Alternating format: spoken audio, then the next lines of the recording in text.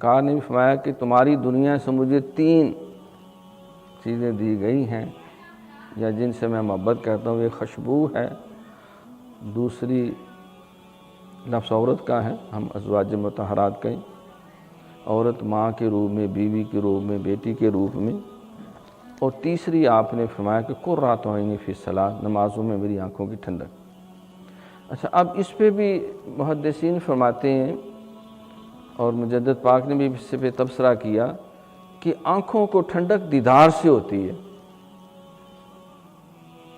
تو حضور نے نماز کا اس لیے ذکر کیا کہ الصلاۃ معراج المومن،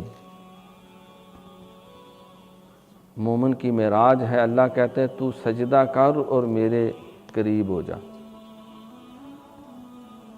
تو آپ جب نماز پڑھتے تھے تو اللہ کی بارگاہ میں حاضر ہو جاتے اور رویت قلبی کے فیوز و برکات سے فائز المرام ہوتے تھے.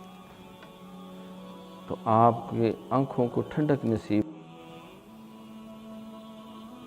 تو آنکھوں کی ٹھنڈک کا تعلق دیدار سے ہے. دیکھو نا، کسی ماں کا بچہ گم ہو جائے میلے ٹھیلے میں کہیں، تو اسے دنیا کی ہر نعمت دیں، اس کی آنکھوں کو سکون نہیں آتا جب تک بچھڑا ہوا بیٹا نہ آنکھوں سے دیکھے. اس کی آنکھوں کو گویا کہ ٹھنڈک مل جاتی ہے. تو نماز ذریعہ بنی رویت الہی کا. ارحنی یا بلال بالصلاۃ، ہے بلال ہمیں نماز سے راحت پہنچاؤ، جلدی اذان پڑھو، اللہ کی بارگاہ میں حاضر ہو جائے.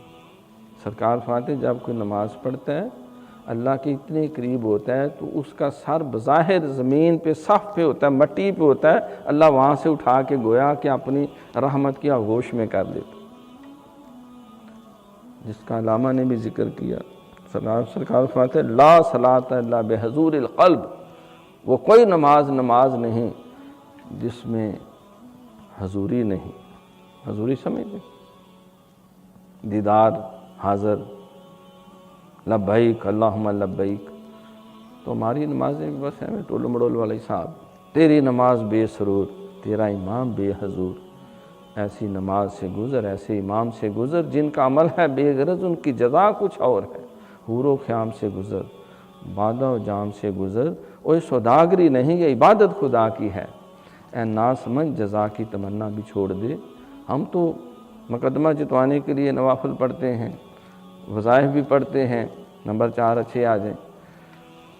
تو بہرحال یہ قربت کا جو معاملہ ہے یہ مثبت پہلو ہے.